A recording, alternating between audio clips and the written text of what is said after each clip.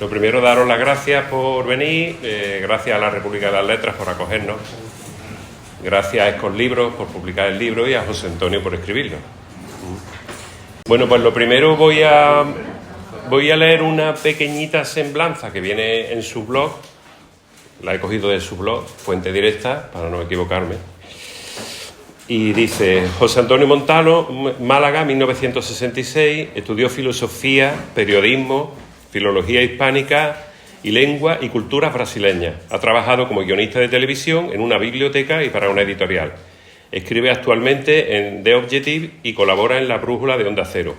Ha publicado los libros Inspiración para leer, Hot Down Book 2021 y Oficio Pasajero, Señor Scott 2023, que es el libro que nos ocupa. Y en la parte de atrás del libro viene una reseñita que digo, es que no lo voy a hacer mejor, así que también voy a leeros lo que viene aquí detrás, ¿vale? Muy brevemente. Oficio Pasajero es el diario de José Antonio Montano, escrito entre 1989 y 1999, 11 años, los últimos del siglo XX, que muestran a un contemplador incansable de la vida que describe, con escepticismo e ironía, sus múltiples estados de ánimo, conversaciones y encuentros. Estas páginas recogen las anotaciones de un joven entre sus 22 y sus 33 años que toma conciencia de una realidad donde se siente perdido, de su fluir oscilante entre la pereza y el entusiasmo, a medida que va sumergiéndose en un vórtice de reflexiones, fantasía y exabruptos, fragmentos todos ellos que remiten a una escurridiza personalidad. Y bueno, cuando preparamos un poco el acto, también quiero deciros que las preguntas que voy a hacerle a José Antonio, él no las sabe. Y bueno, el acto había muchas maneras de enfocarlo, ¿no? Yo pensé en todos los subrayados que tengo en el libro, bueno, hacer preguntas según estos subrayados. Pero digo, si es que nosotros somos amigos de hace 30 años, yo no puedo preguntarle al libro teniéndolo aquí. Entonces, las preguntas que he elaborado, digamos, las hice en mi casa pensando en él. También, como es un diario, pues, digamos, este libro está más cercano de su persona que si fuera una ficción, ¿no? Entonces, formulo la primera, ¿vale? Bueno, si vas a empezar a hacer una pregunta, déjame que salude. Sí, claro. Muchas gracias por venir.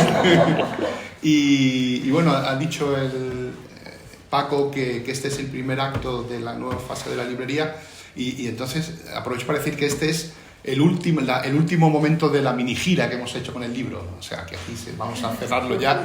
Esto lo presentamos en Málaga en julio y luego lo hemos retomado después del verano en Madrid, Sevilla y ahora en Córdoba. Me han propuesto algunos sitios más, pero digo, bueno, ya está bien de repetirse, ¿no? La repetición tiene la ventaja de que uno ya se va aprendiendo las respuestas, ¿no? Pero bueno, también, en fin, hay que acabar en un momento dado. El texto ese que han leído, no el informativo, sino el texto sobre el diario, lo escribió el editor, Alberto Beceiro, que está aquí, el editor de Señor Scott, y me gustó porque fue la primera expresión objetivada del diario, no algo que yo... Entonces, curioso, me resultó un poco extraño, evidentemente, pero digo, es que está bien, porque es las primeras palabras ajenas a mí mismo que hablan del diario, ¿no? Entonces, ahí están. Bueno, pues, vamos a ver. La lectura del libro va dejando una memoria meteorológica, con especial atención a las tardes, por ejemplo, en tus paseos madrileños que acaban en el templo de Devot. ¿Reconoces en tu carácter ese pozo de crepúsculo? ¿Qué deja en ti la tarde? Pues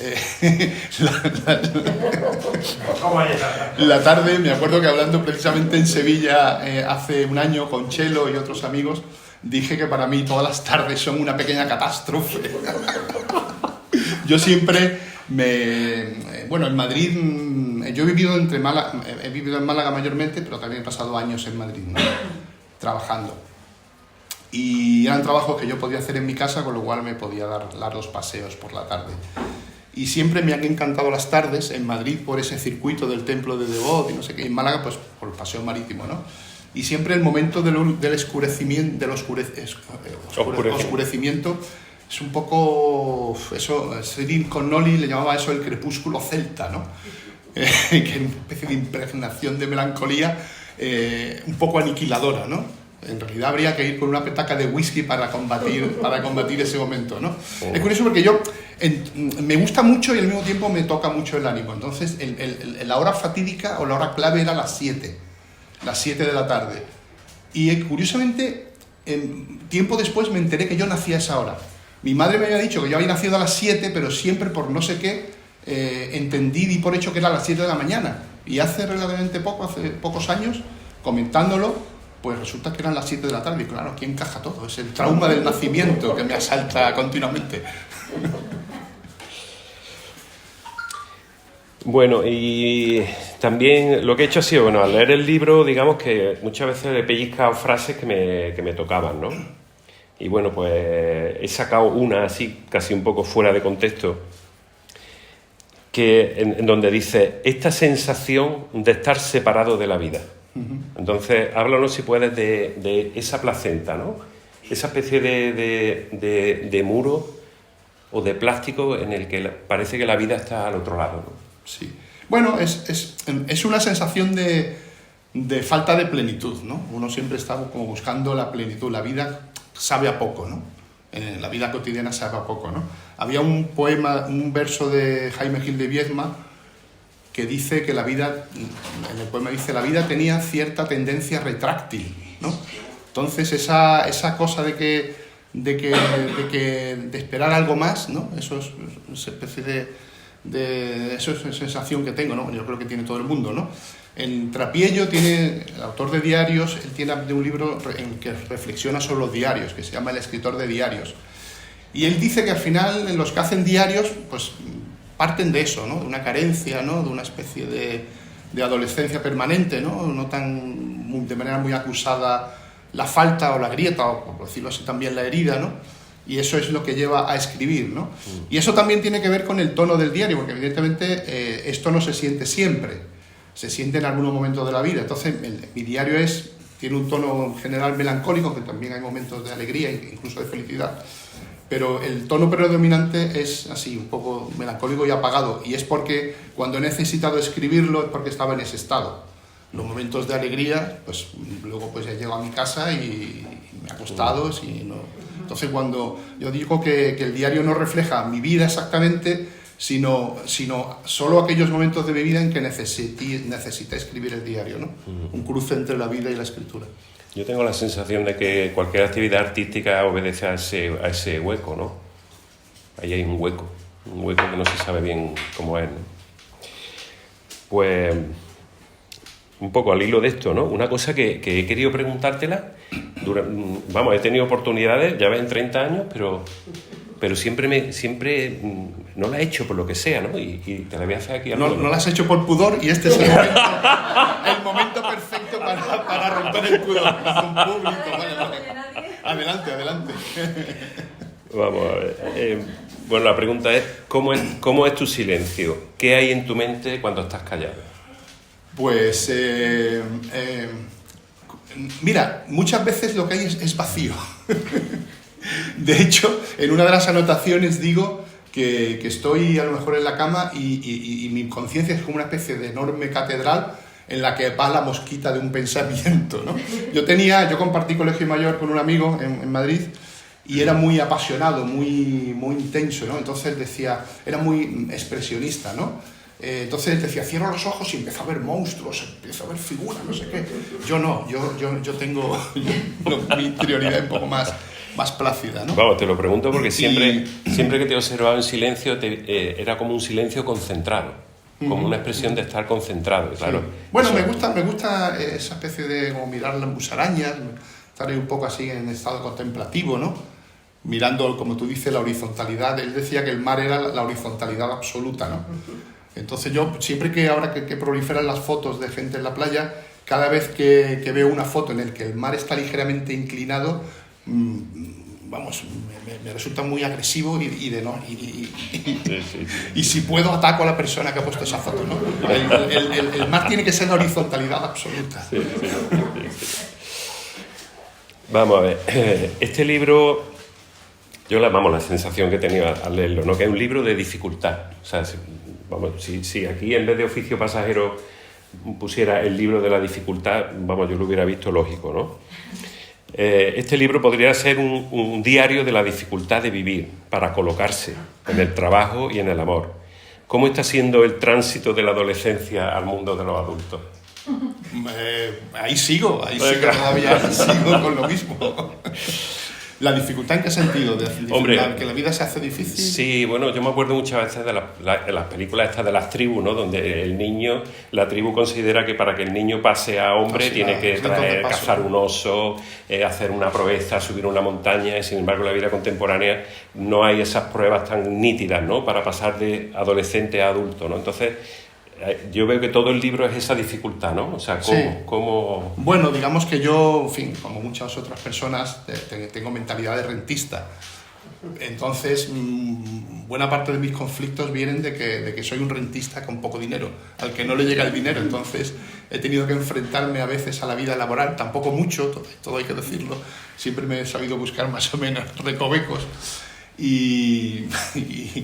Y eso, no, siempre me ha agobiado mucho la sensación de estar perdiendo el tiempo, perdiéndolo no de manera improductiva, que a mí la improductividad me encanta, sino estar sacrificando una posibilidad de estar bien, ¿no? Por ejemplo, estando solo, ¿no? Y estar, pues a lo mejor, en fin, tiendo a ser misantrópico, aunque, en fin, cuando me encuentro a gusto con una persona o con varias personas me lo paso también bien, pero hay veces en que realmente me resulta muy oneroso tener que estar ahí sin querer, ¿no? Entonces, a la menor oportunidad me escurro y me voy.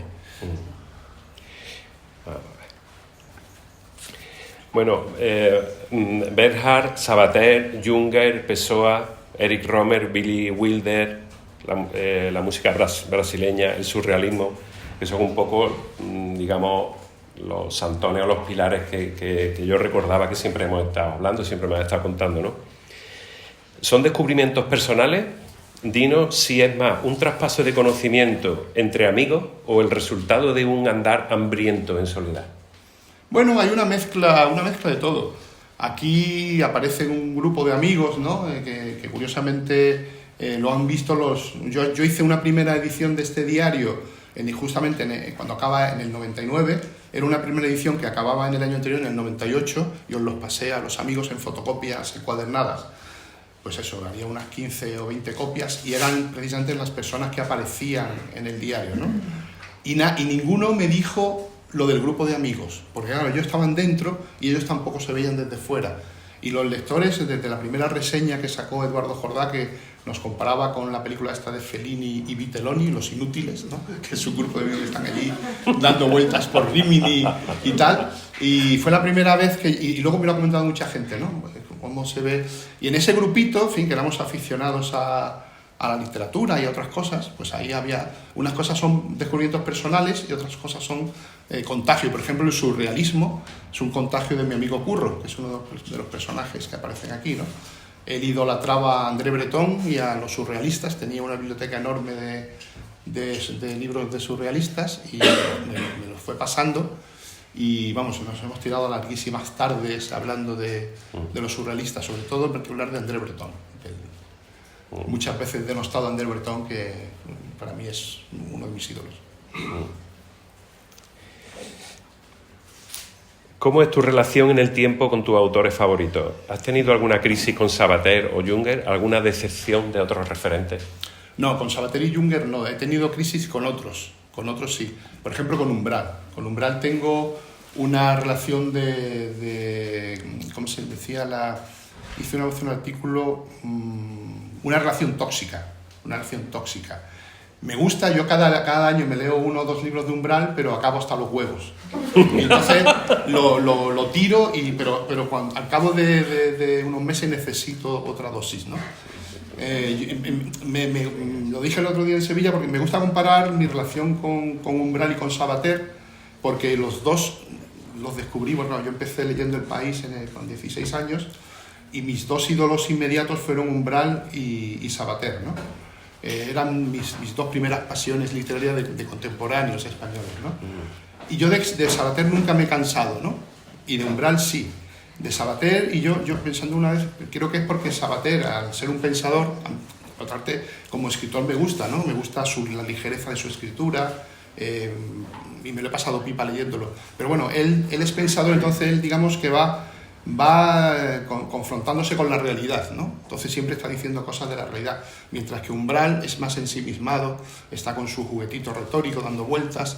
Entonces, claro, Umbral en un momento se me agota, pero Sabater nunca todavía no se me ha agotado, ¿no? De Umbral, es lo que yo decía, yo siempre que sale un artículo de Sabater lo leo. De Umbral, cuando estaba vivo, pues un día me lo leía, me encantaba, pero luego a lo mejor me podía tirar 7 meses sin volver a leerlo, ¿no? Esta es la diferencia. ¿Cómo cuenta la anécdota esa de cómo llegaba el periódico allí a Almoguía?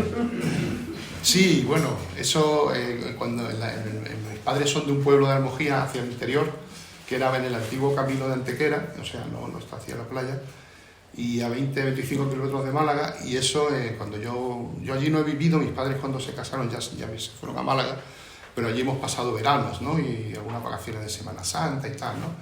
Y en aquella época no había internet, y en la casa ni siquiera teníamos televisión. Incluso la radio se oía dificultosamente, porque se oían, como decían allí, los moros. Tú ponías la radio y se oían las radios de Marruecos, que tenían su encanto, ¿no? Pero claro, pero en fin, y entonces yo me llevaba ahí 1000 libros, y en el pueblo no había kiosco, solamente llegaba el Diario Sur a una papelería o algo así. Pues yo tenía un primo que era taxista, y entonces cuando tenía que hacer algún viaje a Málaga yo le pedía que, como en la ciudad, en cualquier kiosco, comprara El País y me lo llevara, ¿no? Entonces cuando llegaba allí el periódico al pueblo, es que eso era impresionante. Es que ahora no nos hacemos una idea de lo que era eso, porque era un periódico. Y además era la época en que la edición era la de Madrid, porque luego empezó a haber ediciones regionales. Sí. A mí me gustaba ver la cartelera de Madrid, ver los bares de Madrid, me gustaba estar ahí, ¿no? Entonces, claro, eso y toda la... Era una bomba, era tener el mundo allí en la mesa, ¿no? ¿Ahí se puede decir que comienza tu relación con los periódicos? Bueno, mi relación con los periódicos empieza después, en el golpe del 81. Yo tenía 14 años, iba a cumplir 15 años. Mi padre compraba a veces la prensa local, la prensa deportiva, y yo a lo mejor la ojeaba. Pero la primera vez que yo me compré un periódico fue después de lo de Tejero, el primer especial que salió 2 días después, y a partir de ahí me empecé a comprar prensa. Es que cuando nos conocimos en Madrid organizábamos toda la tournée por los bares, por los discopás, todo, pero había que acabar a las 7 de la mañana, a las 7:30, que era cuando abría el kiosco de la Puerta del Sol, ¿no? Porque era la primera edición. Bueno, en Madrid no. A veces salíamos... No, a veces salíamos de madrugada, pero en Madrid la primera edición llegaba a los VIPs y algunos kioscos de la Puerta del Sol a las 12. Eso. Que tú sacabas una primera edición, entonces tú te leías el periódico del día siguiente. Que eso estaba muy bien porque te adelantabas, pero luego la mañana siguiente era atroz, porque ya no tenías periódico. Ya lo habías leído. Vamos a ver, mira, hay yo te he conocido a ti hablando de Woody Allen muchísimo, y sin embargo, vamos, aquí, claro, es que digamos que este libro, entre tus 22, o sea, Woody Allen llega un poco después a tu vida, después del diario. ¿No aparece Woody Allen? ¿No se le menciona? Muy poquito, o creo que no. Sí, bueno, es que sí, pues se ha escapado. Sí. Y, claro. Es que el diario no tiene intención de ser una crónica. Claro. De hecho, antes le comentaba que yo en los 90, yo a ti te conocí en el 93 y hice bastantes viajes a Córdoba, que me quedaba en tu casa, y al final no ha aparecido, en ningún momento aparece en ninguno de esos viajecillos. Es por eso, porque yo he escrito cuando he tenido necesidad, no con afán de cronista, ¿no? Sí. Aunque la palabra Córdoba sí aparece, que eso me gusta porque él me manda una carta, y digo, recibe una carta de los Sade desde Córdoba que me manda el cuestionario Proust. Bueno, pues la pregunta era, ¿qué tipo de seguidor eres de Woody Allen? ¿Cómo te comportas ante sus películas, digamos, menos célebres? Y luego define lealtad. O sea, define lealtad a tu artista, ¿no? Sí. Bueno, con Woody Allen la relación es como de amistad. A mí es que yo me meto en las películas, además van a estrenar ahora dentro de poco la última, me dicen que está muy bien, pero es que a mí me da igual las buenas y las malas, evidentemente unas me gustan más que otras, pero yo me acuerdo que yo me meto, además tengo el ritual ese de ir a la primera sesión del día de estreno, normalmente en otoño, por la tarde, casi siempre solo, entonces es un ritual así muy, muy interesante, ¿no? Bueno, tiene muy, muy emotivo, ¿no? Y yo me acuerdo que un día estaba metido en el cine, llevaba ya 1 hora de película, estaba encantado con su mundillo, sus palabras, sus decorados, sus cosas, y entonces me formulo, pero la película es buena o mala. Y digo, claro, digo, si me lo pregunto es mala, pero es que es como, es poco delicado juzgar a un amigo. Yo voy a ver a un amigo. Claro. Es como si yo digo, mira, este de Losada viene hoy, no está tan brillante como la semana pasada. Ese juicio es impresentable, ¿no? Entonces mi relación es eso, ¿no? Me gusta su mundillo, me pasa igual con Almodóvar, por cierto, ¿no?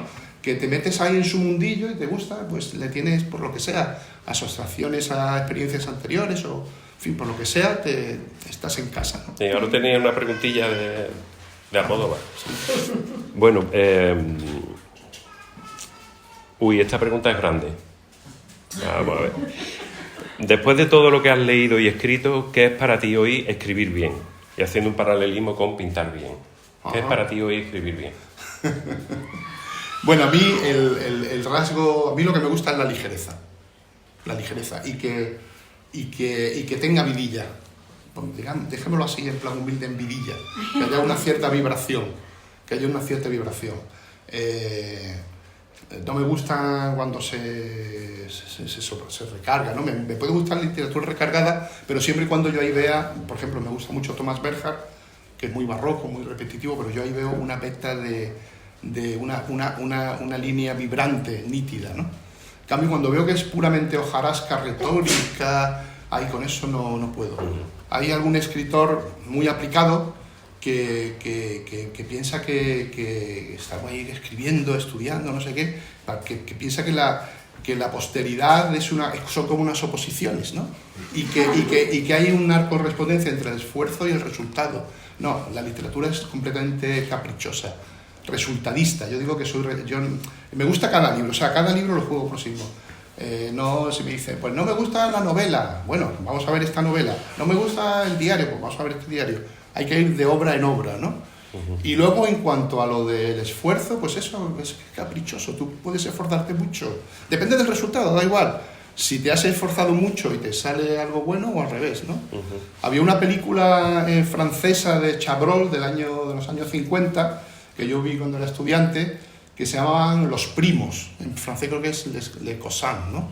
Entonces es un primo, un crápula, ¿no? Que vive en París y le llega un primito de la provincia, ¿no? Que es un empollón. Entonces, claro, en la película son el problema entre el empollón que está ahí, que no soporta los ruidos del primo en su casa, las orgías que monta y no sé qué, y entonces durante todo el curso el primo se tira ganduleando y el otro pues estudiando y sin vivir, ¿no?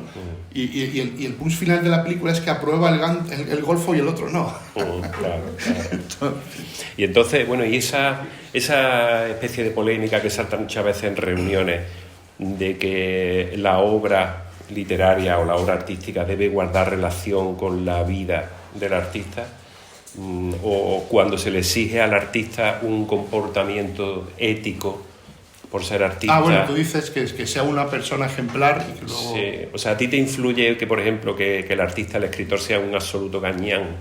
Si luego hace una obra meritosa y una buena obra, ¿cómo? Si el escritor es un gañán y su obra es mediana, pues se impone su gañanidad. O sea, para que un gañán despierte mi interés, tiene que ser muy buen escritor. Tienes que ser Céline, por ejemplo. O sea, tú no puedes ser un nazi y escribir como Antonio Gala, por ejemplo. Eso no puedes hacerlo, ¿no? O sea, que hay cosas... O como García Márquez. Tú no puedes ser castrista y ser como García Márquez, al que desprecio profundamente. Sí, así lo digo, o sea... También hay algún otro escritor que... En cambio, por ejemplo, Saramago, que también era castrista, en cambio a él sí lo defiendo porque es muy buen escritor, ¿no? El año de la muerte de Ricardo Reis es uno de mis grandes libros, ¿no? Entonces, en fin, eso, pero va de libro en libro, ¿no? Lo de García Márquez lo he exagerado, evidentemente, yo lo he leído y lo he disfrutado también, ¿no? Pero que va por ahí la cosa, ¿no? Sí. Bueno, vamos a ver cómo sigue esto. Bueno, tenía aquí previsto contar una pequeña anécdota bueno, yo he aprendido de esa anécdota más que de toda la Facultad de Bellas Artes y de cursos de escritura y de todo, ¿no? Y una vez dando un paseo por Madrid, nuestros paseos, ¿no? Pues yo entendía que los poemas requerían de palabras bien sonantes. Entonces yo no entendía que palabras que no sonaran bien pudieran formar parte de un poema, ¿no? Y entonces le puse un reto. Y el reto era si él era capaz de escribir un poema donde apareciese la palabra furgoneta. ¿Sabes? Porque claro, yo entendía que furgoneta era horroroso. O sea, una palabra que yo entendía que las bellas palabras tenían que tener diptongos, ¿no? Ai, ei, ui, algo así, ¿no? Y entonces me dice, acepto el reto.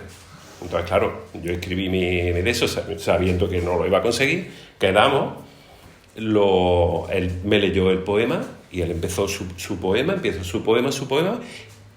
como una hoja que cae, y cuando llegó la palabra furgoneta, el poema seguía como otra hoja que cae, y yo digo, ¿cómo ha conseguido meter la palabra furgoneta en un poema y que a mí no me haga un crack en el oído, ¿no? Y entonces, claro, eso para mí fue un cursillo intensivo de lengua, de arte, de todo, vamos. Que luego el resultado que era un soneto, ¿no? Era un soneto. Un soneto, sí, sí.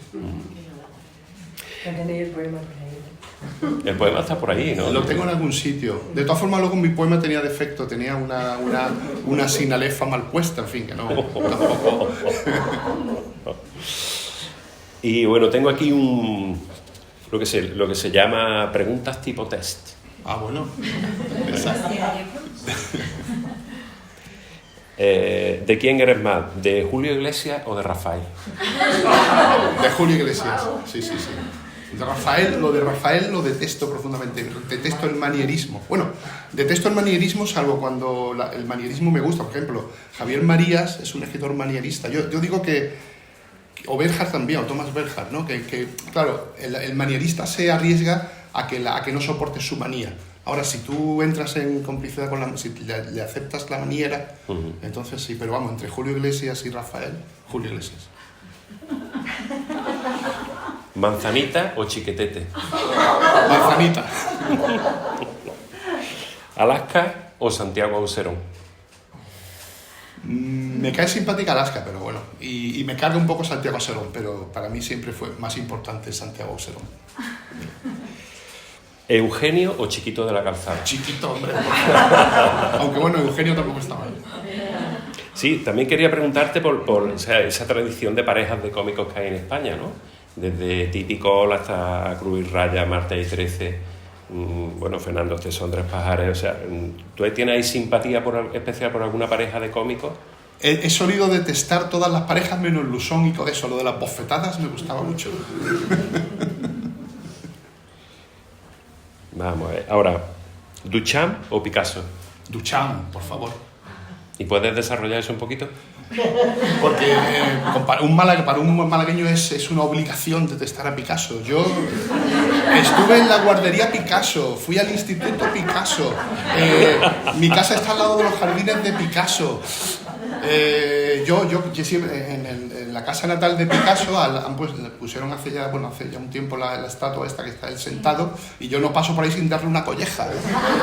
Y entonces cuando descubrí a Duchamp vi que era lo mío. Además, en el libro de Octavio Paz que se llama Apariencia desnuda, ¿no? sobre la obra de Marcel Duchamp, él justamente establece Octavio Paz le gustan los dos, ¿no? Él establece la comparación. Picasso es como el gran sí y Duchamp el gran no, ¿no? Pero por un lado está la exuberancia de Picasso, ¿no? La cosa instintiva, no sé qué. Por otro lado está Duchamp con su cosa un poco más fina, intelectual, un poco abstracta, ¿no? Y hace ahí una serie de comparaciones que en realidad están bien las dos, pero para mí Duchamp me costó mucho trabajo también. Me gusta mucho otro filósofo que aparece aquí, que es Eugenio Trías, que él en un libro que se llama Los límites del mundo hay un rapto así casi místico, como de 70 páginas, sobre el gran vidrio de Duchamp, que se llama Crítica de la transparencia pura.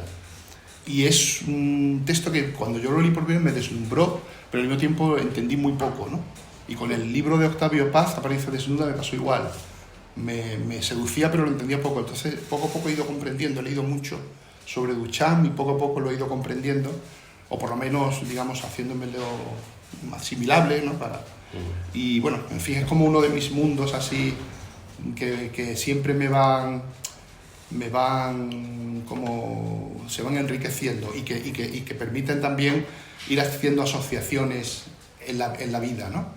Te vas creando una novela. Por ejemplo, una anécdota, está el famoso urinario de Duchamp, que se llama Fuente, el urinario se llama Fuente.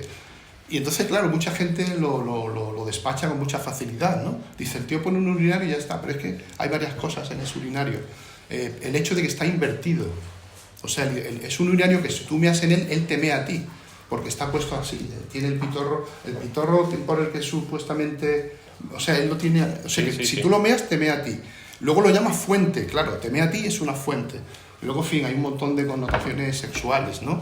Desde, yo qué sé, la referencia a la masturbación, la referencia a la dificultad de la comunicación sexual, ¿no? De la comunicación física y tal. Yo me acuerdo, yo sentí eso una vez en Málaga, en la Plaza Mayor, que son un centro comercial que hay en las afueras, donde precisamente solía ir a ver las películas de Woody Allen, porque allí ponen los cines y tal. Un día estaba lloviendo, aquellos son patios al aire libre y luego están los comercios y los cines, ¿no? Entonces estaba lloviendo, yo estaba empapado, entonces me voy al cuarto de baño, ¿no? Por fin un sitio seco, y entonces resulta que voy a un urinario, y entonces el urinario, cuando tú orinabas, salía una fuentecita que te lo limpiaba, ¿no? Y un gamberro había puesto la fuentecita de cara Entonces voy y entonces el urinario me meaba a mí, ¿no? Y encima venía ya mojado, entonces claro... Un Duchamp, ¿no? Es que me acuerdo que una vez me decía que observaba en ciertas conductas del arte contemporáneo, o sea, del momento actual del arte, que faltaba distancia, o faltaba una especie de distancia entre el artista y la obra, ¿no? Y ponías como ejemplo a Duchamp, que Duchamp, siendo un rompedor del siglo XX y creando nuevos lenguajes, abriendo caminos, sin embargo siempre conservó esa especie de no tomarse las cosas demasiado a pecho, ¿no? Con respecto a su obra, ¿no? Sí, él siempre tenía una especie de, no sé si era cultivado o real, pero como de indolencia, ¿no?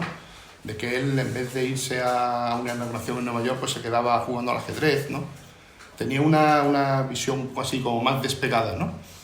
Pero vamos, ya te digo, aquí también opera el resultadismo, que me gusta en Duchamp esto, pero en otros me puede gustar lo contrario, ¿no? Ajá. Depende de cómo quede en cada uno.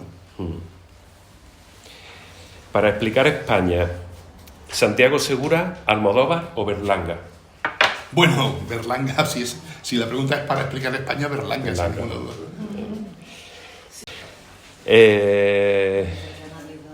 ¿Tu película favorita de Romer?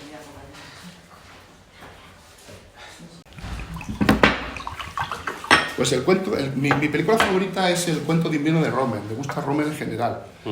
Y El cuento de invierno lo descubrí en un ciclo que hubo en Málaga, que era un ciclo de cine francés. Y me quedé fascinado con esa película. No sé si la conocéis, que es una película muy bonita, que tiene que ver con eso que decíamos antes, ¿no? De la vida incompleta, ¿no? De cómo la película empieza con la protagonista, que se llama Felicidad, ¿no? Que está de vacaciones, entonces tiene una relación con un chico que está por allí, ¿no? Hay unas primeras escenas así como paradisíacas, que están como en el paraíso. Además, Romer recoge un poco iconográficamente la cosa del paraíso. Y resulta que al despedirse, él se va a instalar como cocinero en no sé dónde, y ella se va a su ciudad, ¿no? Entonces él el último día le apunta la dirección, pero resulta que ella tuvo un lapsus y apuntó la dirección mal, de manera que bueno, esto es el prologuillo de pocos minutos. Se retoma la película años después, ¿no?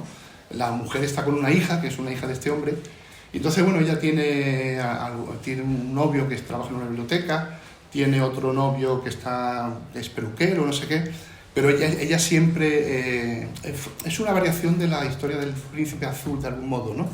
Ella siempre su amor está con este hombre que perdió, ¿no? Y aunque es muy improbable que vuelva, ella prefiere tener esa fe, ¿no?, en una felicidad completa, ¿no?, aunque sea improbable, antes que estar ahí trasegando con la vida cotidiana, ¿no? Sí.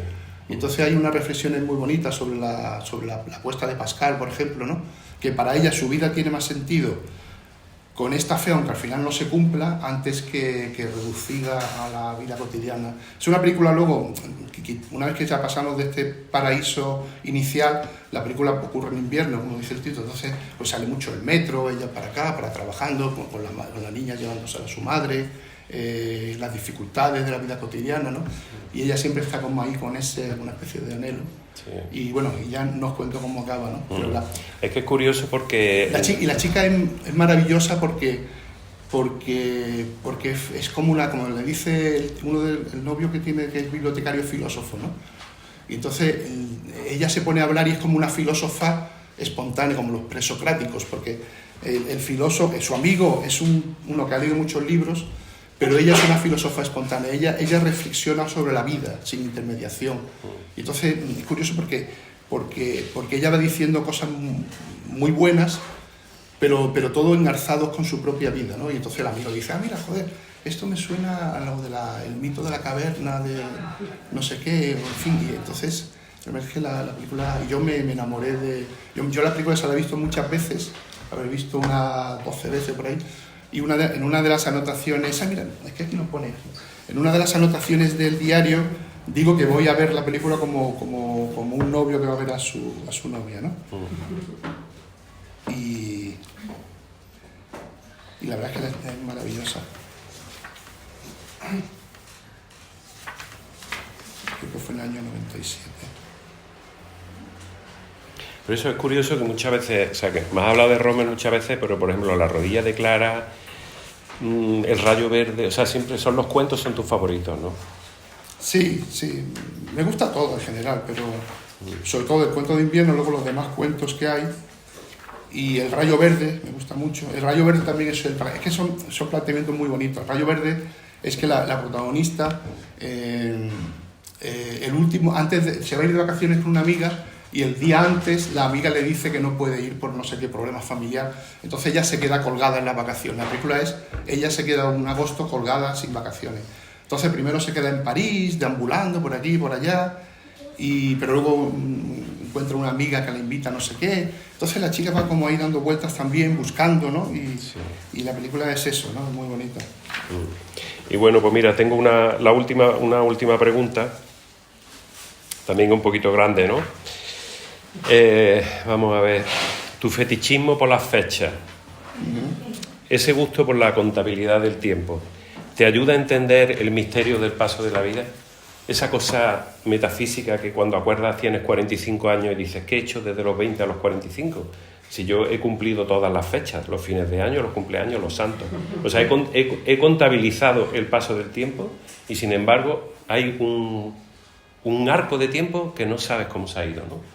O sea, es una forma de vencer eso, digamos, es tu fijación por las fechas, o de dónde... Yo creo que viene de un horror de base al tiempo, ¿no?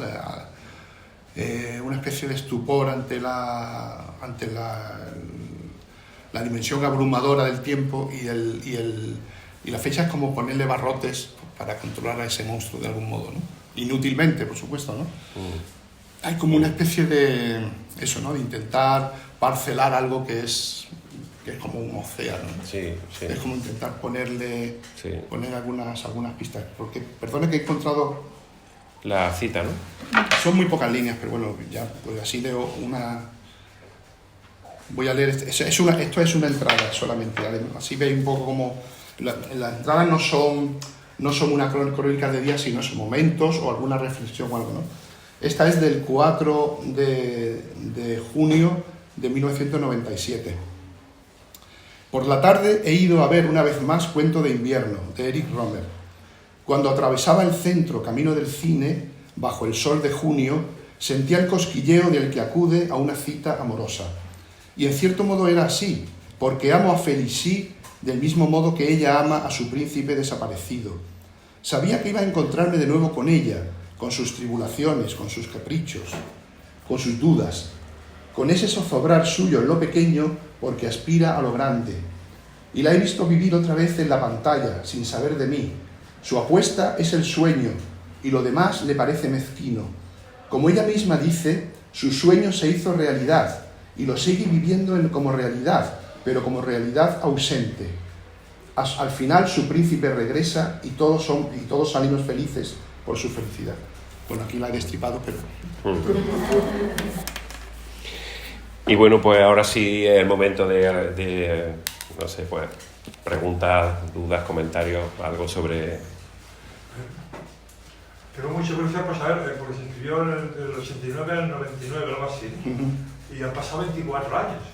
¿Qué ha pasado para que pasen 24 años para que se publique? Porque nunca, yo siempre, una de las cosas de este libro es que tengo ahí, hablo siempre de proyectos, que estoy intentos de novela, de libros, en fin, pero mis proyectos nunca los hago.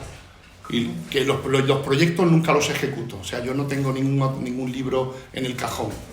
Yo he estado escribiendo siempre anotaciones, ahora artículos también, no sé qué, y entonces digamos que mi preocupación siempre ha sido pues los libros que me proponía escribir y que no escribía, y el diario nunca ha sido mi preocupación porque era lo que realmente estaba escribiendo.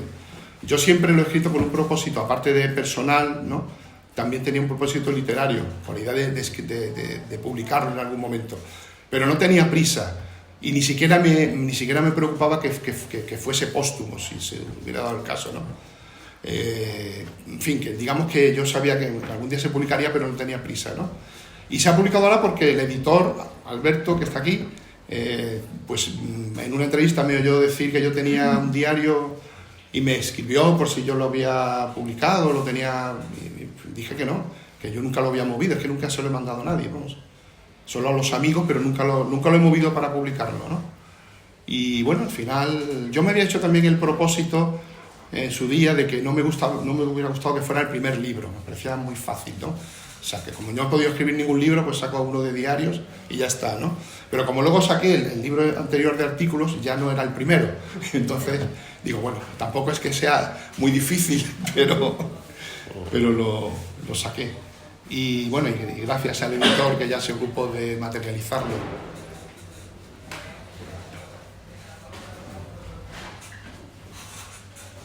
Quería hacer una pregunta. Has dicho que ya desde que lo escribías trabajabas el diario con una idea de publicarlo póstumamente. Y mi pregunta es, ¿lo has corregido? Es decir, ¿has intervenido de cara a la publicación sobre tu nota o está tal cual? Sí, no, lo he corregido, no. Lo que yo decía es que yo lo escribía con el propósito de publicarlo, pero no que mientras lo estaba escribiendo lo estuviera corrigiendo. Yo las anotaciones eran siempre en bruto, pero siempre con la idea de que eran anotaciones provisionales. El diario, cuando uno lo escribe, cumple una primera función psicológica que me sirve, me ayuda, pero luego, para que sea publicable, hay que ver si lo que yo he escrito, si yo considero que tiene valor o no en sí mismo, ¿no? Entonces, una vez que haya decidido publicarlo, que la primera vez que hice esto fue justo cuando hice la primera edición para los amigos, ¿no? Ahora lo he seguido. Entonces, claro, ¿qué es lo que hago? Muchas veces la corrección es simplemente de selección. A lo mejor de una anotación de 3 páginas, pero a lo mejor me vale solo un párrafo. Siempre no siempre va considerándolo sin seguridad, ¿no? Va tanteando, ¿no? Entonces, pues de esas 3 páginas que yo veo que no tienen mucho interés, de pronto veo un párrafo que puede estar bien, ¿no? Y por ejemplo, esta anotación que acabo de leer de la película de Dennis Romer, no me acuerdo cuál era la anotación original, pero es posible que de pronto que dijera que por la mañana fui a no sé dónde, luego no sé cuánto, pero a revisarlo digo, bueno, lo que tiene interés es esto, y es lo que rescato, ¿no? Y luego eso, ¿no? Yo lo corrijo para que tenga, según mi propio juicio, cierta dignidad literaria, pero también sin traicionar la anotación inicial, ¿no? Y en el proceso de corrección y tal, se dan diferentes... Hay párrafos que están tal cual, porque de pronto me salieron en un arrebato de inspiración y veo que tiene sustancia y fuerza por sí mismo. Otras veces sí, a lo mejor he quitado, lo he suprimido, he quitado algún adjetivo, he pulido un poquito. Otras veces de pronto a lo mejor he visto que se podía añadir una frasecita. Entonces, en fin, pero con esa idea, ¿no? O sea, mi idea es que una vez que el diario ha cumplido su primera función para mí, luego al hacer los libros hay que trabajarlo, ¿no? Para mí lo prioritario es que sea un libro literario, no un documento, ¿no? Lo que no sea documental. Yo tengo una pregunta, perdón, así al vuelo. ¿Tu época de guionista, de alguna manera, ha podido contribuir al oficio de escritor, al estilo de Montano actual? ¿O digamos que tu forma de escribir ya era como una locomotora que venía anterior al guionismo? No, bueno, lo del guionismo es otra cosa. Lo que sí me sirvió el guionismo para algo importante, que luego también me sirvió cuando yo he estado trabajando luego en una editorial de corrector, ¿no? Y también de traductor, pero sobre todo de corrector. El guionismo me sirvió sobre todo porque cuando los escritores jóvenes, ¿no?, pensamos que todo lo que escribimos es oro puro, ¿no? Y que si el editor interviene, eso es como un sacrilegio, ¿no? En cambio, cuando en el guionismo lo que tú escribes, todo el mundo lo manosea, desde el actor, el director, de pronto tienes que recortar 10 páginas. Entonces, eso me permitió, pues eso, con mucha facilidad poder cortar sin problema, ¿no? Yo me acuerdo que al principio, antes de tener esta experiencia, un amigo mío publicó un libro en Espasa, ¿no? Y entonces él hizo el contrato por 2 libros, ¿no? Y era de estos autores que piensan que lo que él escribe ya va a misa, ¿no? Ya es perfecto, ¿no? Entonces sacó el primer libro, muy bien. Entonces luego entregó el segundo libro por contrato. Entonces era una editora y le dice, muy bien tu libro, solamente te vamos a pedir una corrección. Y me dijo, magnífico. Y la única corrección era que de las 600 páginas tenían que quedar 300.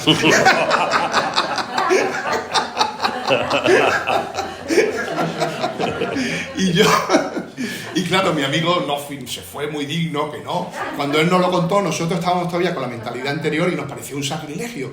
Pero conforme he ido trabajando esto, me di cuenta que la editora tenía toda la razón. Es más, seguramente hubiera tenido que cortar 400. ¿Y fue capaz de hacerlo?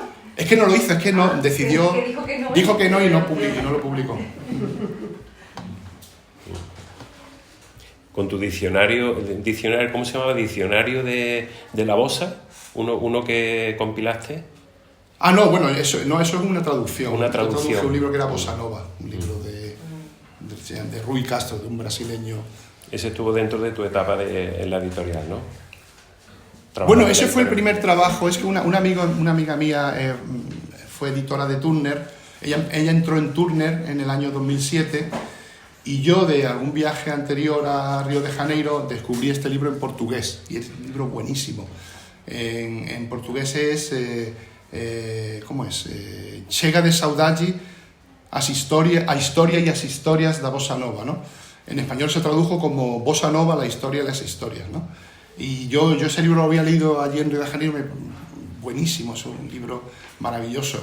Esto fue como 5 años antes. Entonces, cuando mi amiga llegó a la editorial, ellas editaban ensayos y me preguntó si yo conocía algún ensayo que pensase que pudiera tener valor, ¿no? Y digo, bueno, yo conozco un bombazo de libro que es este. Entonces me lo encargó a traducir a mí. Y luego, después de esta traducción, ya me quedé trabajando de corrector para la editorial. ¿Allí al fondo? ¿Alguna pregunta por allí al fondo? ¿Qué autores de diarios te interesan? En general, pero en particular en España. Pues a mí en España me gustan Trapiello, Uriarte, Rosas Chacel, que también vivió en Río de Janeiro, por cierto. Magnífico diario. Sí. ¿Cómo era? Ucha, no, un sinónimo. Alcancía, eso. Que tiene unos diarios buenísimos, ¿no? Tanto de aquí de España como... Tiene Alcancía ida y Alcancía vuelta. Sí, están ya en un tomo... En un solo tomo, ¿no? Sí. Bueno, digamos que son 2 fases ida, porque cuando se fue exiliada, ella tenía un hijo que vivía en Río de Janeiro y vivió allí. Además es curioso porque bueno, a mí, en fin, me apasiona Brasil y especialmente Río de Janeiro, y ella era vecina de Clarice Lispector. Pero en su diario cuenta que una vez una amiga común, y también vivía por allí, está la playa de Copacabana y luego en el extremo izquierdo, a la derecha está Ipanema y a la izquierda una playa menos conocida que se llama Leme, ¿no? Que es justo antes del Pan de Azúcar. Y allí vivía Rosa Chacel, vivía el Clarice Lispector y también vivía Elizabeth Bishop. Y una vez una amiga común las juntó en una especie de sarao, pero ella era muy introvertida y luego en su diario se pone a meterse con las otras. Es lo que hubiera hecho yo seguramente. Era poco sociable. Y luego, bueno, me gusta Junger, por ejemplo, los diarios de Junger. Y luego Pessoa, que aunque no es diarista, pero el libro de Desasosiego son anotaciones como de diario, ¿no? Sí. Bueno. Por favor.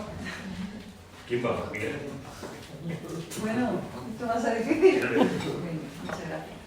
Yo quiero volver a el libro de las 600 páginas y ponerte a ti en el supuesto en esta situación. Me imagino que dirías que sí, o no sé qué dirías, pero en el caso de decir que sí, ¿tú crees que ese libro perdería el espíritu de lo que querías contar o serías capaz de...? Se puede hacer. Yo he trabajado, yo he trabajado, lo he hecho eso con textos ajenos y se puede hacer. Se puede hacer si el editor, en este caso mi amiga, mi amiga no era la editora de Túnel, sabe perfectamente. La editora esta de Espasa, el que le dijo, yo no sé quién era, ya no la conozco, ¿no? Pero si el editor es bueno, el editor suele tener razón, si es bueno. Y si tiene, digamos, un criterio literario, ¿no? Ahora, si la corrección es simplemente por hacer el libro más comercial, lo esencial es que, lo importante es que el libro quede mejor, con menos palabras o con más palabras, pero que quede mejor. Y muchas veces, curiosamente, los buenos editores, cuando te señalan algún fallo, te das cuenta de que son, por lo general, si uno es consciente de su obra, suelen ser momentos de los que uno ya mismo le tenía un cierto, ¿no? Que ya tenía la sensación de que algo iba mal, ¿no? A veces ocurre que te señalan algo que te sorprende, ¿no? Pero es la menor veces, ¿no? Pero vamos, que el libro sí se puede trabajar en todos los sentidos, en todas las direcciones, creo yo. Sí, cuando dices que empezaste a escribir el diario en un sentido íntimo, ¿no? Y que en un momento dado, pues dices que es una vocación literaria, ¿no? Que querías que fuera su convertirse en literatura, ¿no?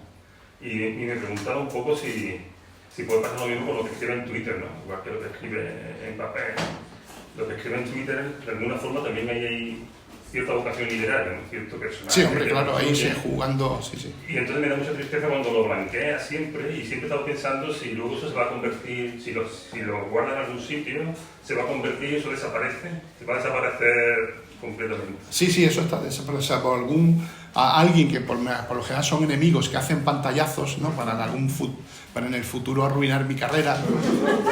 Yo para contrarrestar esa posibilidad de que arruinen mi carrera, yo tengo la precaución de haberla arruinado ya previamente, ¿no? O sea, de no tener carrera. Pero hay vocación literaria ahí. Sí, por supuesto, claro. Hay vocación de eso, de jugar con las palabras, de ajustar texto. Yo, si os habéis fijado, muchas veces corrijo, pongo un texto, pero me gusta mucho. Antes creo que eran 140 palabras caracteres y ahora son 280, ¿no? Me gusta mucho cuadrarlo, que sea, y cambiar un adjetivo, en fin, me gusta mucho. Es un trabajo, un trabajo de escritura. Pero bueno, el hecho de que desaparezca, yo lo comparo con el músico callejero, ¿no? Yo estoy ahí, en fin, es arte efímero, ¿no? Tenga mayor o menor valor, pero la idea es que yo estoy ahí, haciendo mi numerito, y bueno, el que pasa por ahí lo ve, y si no, pues se lo ha perdido y ya está. Pero no los guardo.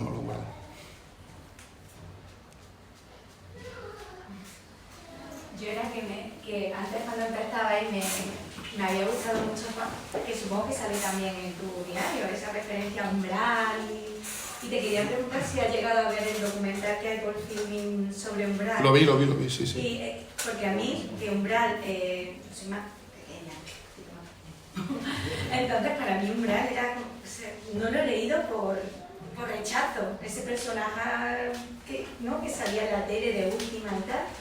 Y de repente vi el documental, pues me cambió un poco Sí. Salí del documental, que luego no lo he cogido los libros no por nada, sino porque ya sabes que te empiezan a hacer distintas lecturas, pero salí pensando, ostras, quiero leerlo, porque ya te digo, yo tenía una sensación, no sé, era una reflexión, simplemente que me parecía que a veces cuando conoces al autor con ese tipo de documentales, ostras, empatiza mucho más y quizá te acerca más fácilmente a la obra, no sé si a ti... Sí, en el anterior libro que estaba por ahí, Inspiración para leer, hay un artículo que escribí cuando vi el documental.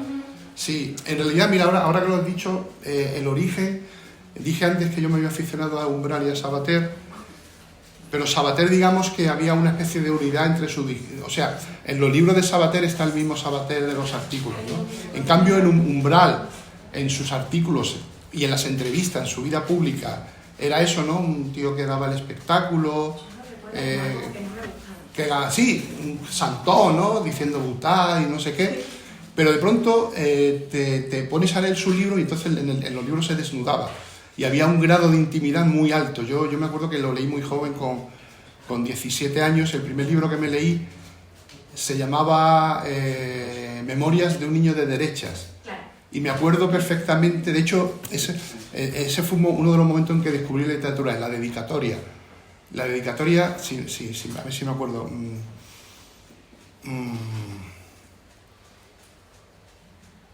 Dice, a los desvencijados niños de la guerra que comieron conmigo el pan negro de salvado y la tajada del miedo. Esa era la dedicatoria. Y luego el tío recrea justamente cuando él era niño. Y entonces ahí descubrí que el tío se desnudaba de una manera, alcanzaba un grado de intimidad que no es frecuente en la literatura española, ¿no? Y entonces, claro, a partir de ahí para mí era un festival porque él estaba haciendo su numerito en las entrevistas y en sus artículos, pero los que estábamos en su secta sabíamos que eso era un juego carnavalesco. Y luego estaba lo otro, ¿no? Eso lo descubrí yo a través del documental. Claro. Yo no era sectaria y yo lo único que veía era... Sí, claro. Hombre, a mí el personaje así me gustaba, me hacía gracia, ¿no? Lo que pasa que luego lo que más me gustó era el doble juego, ¿no? Claro. El saber que en realidad era como interponer una especie de barrera, sí, ¿no? De hacer un poco de... Sí. Es como jugar también con la fama, ¿no?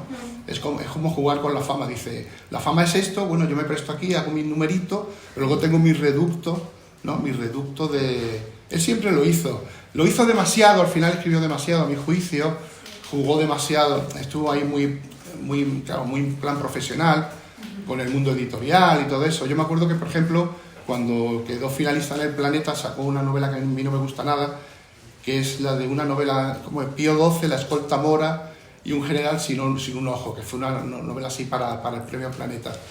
Y él contaba, y al mismo tiempo sacó un librito maravilloso, intimista, que se llama La belleza convulsa.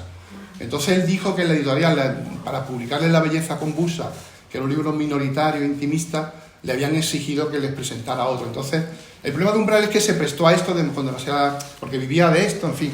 Y para mí tiene una obra demasiado extensa y escribió mucha hojarasca, ¿no? Pero en fin, pero tiene también esas vetas más puras. Y lo segundo y último, que yo comparto contigo la visión y la pasión por Woody Allen, y porfa, escribe un libro, no lo he nombrado, pero escribe algo sobre esa pasión por Woody Allen, ese no quiero hacerle daño a un colega aunque haya hecho... Sí, no juzgarlo, ¿no? No juzgarlo. Sí. Eso lo comparto. Escribe algo al respecto, por favor, que me gustaría leerlo. Desarrolla eso de alguna manera, la figura de Woody, que es el fan number one, y quiero leer algo así. ¿Cómo que? ¿Algo como lo de Woody, pero el libro? ¿Cómo? Algo que me escribas, un ensayo, un libro, lo que sea, desarrollando eso que tú sientes por bueno, eso en el libro... Yo también lo siento. En el libro de Inspiración para leer hay 2 o 3 articulitos breves sobre Woody Allen también. Sobre eso. Yo me acuerdo, fíjate, mira, hay una cosa muy que yo decía en ese articulito de Inspiración para leer, que de pronto nos convertíamos en personajes de Woody Allen una vez que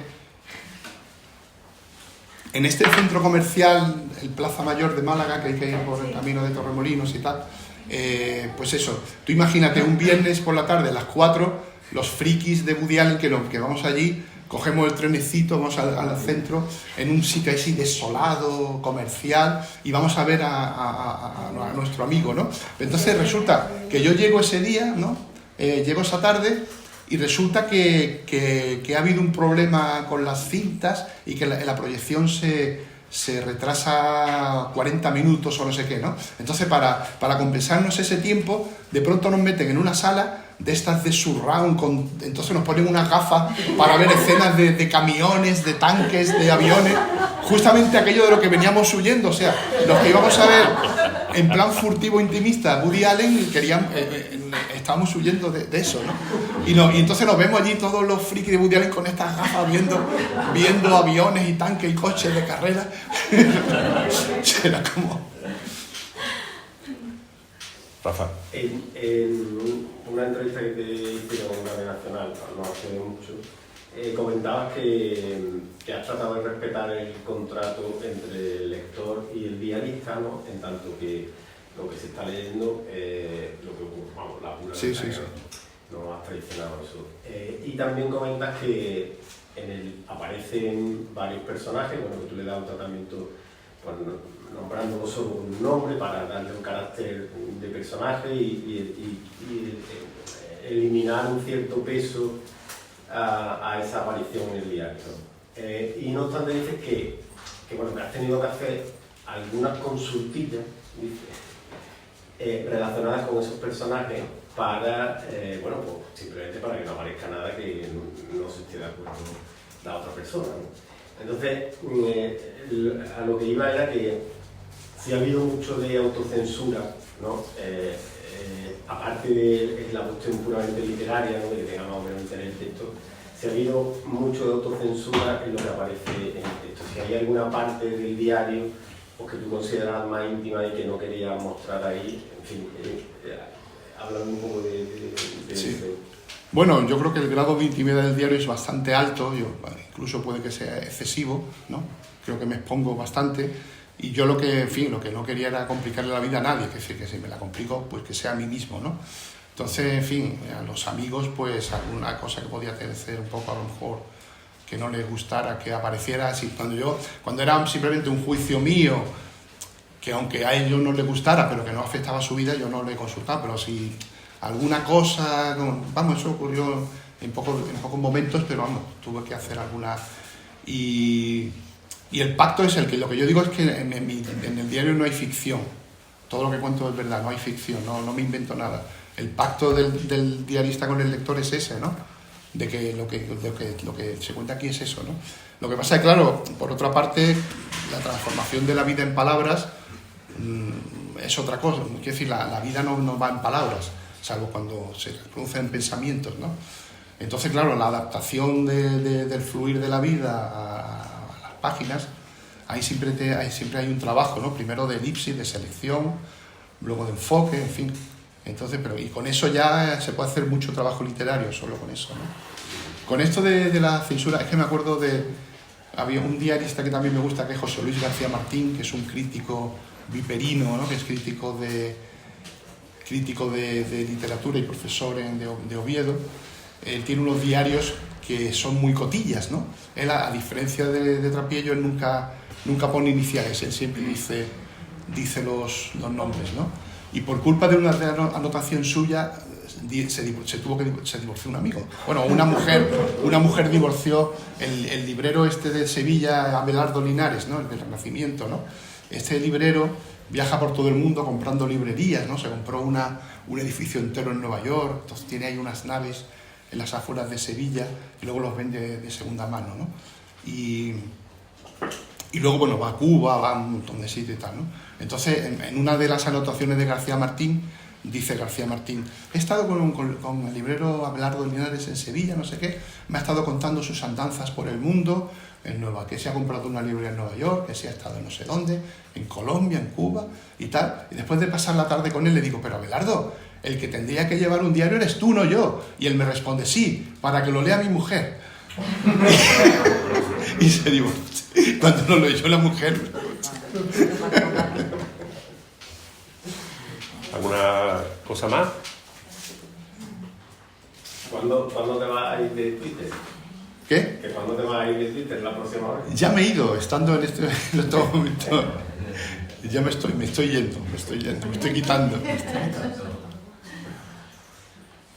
No sé si ha habido un consenso entre el autor y la editorial, pero es verdad que he visto la portada del libro y me refiere mucho con respecto a lo que citó antes del paralelismo del mar y la inclinación, y es que solamente en el centro está perfectamente encuadrado el cuadro y el resto está todo... Es por la... Sí, en la portada, el editor pues tiene un diseñador, estuvimos ahí dándole vueltas, y él me hizo algunas propuestas y de las varias me gustó. Inicialmente había otras gamas de colores. A mí, yo salí de la relectura del diario con un ánimo un poco fúnebre, entonces yo quería que la portada fuese negra, pero el editor me convenció de que fuese con este color, y la verdad es que yo creo que es un hallazgo y es muy bonito, ¿no? La intención, aunque es un dibujo abstracto, había una vaga intención en el diseñador de que esto fuera una especie, que fueran como posits, ¿no? Que están todos así como inestable, y en el centro en realidad es como que están como buscando el yo, ¿no? Buscando el centro, que es lo que se supone que es estable, ¿no? Luego, a partir de esa idea del diseñador, yo proyecté aquí otras posibilidades. Por ejemplo, que estos se parecen también a las teselas de Lisboa, al suelo, ¿no? A los suelos de adoquines de Lisboa, porque en el diario también aparece Lisboa y tal. Luego una amiga me dijo que también puede ser como el fondo de una piscina, ¿no? Con las teselas de una piscina. Entonces, en fin, está... Es curioso.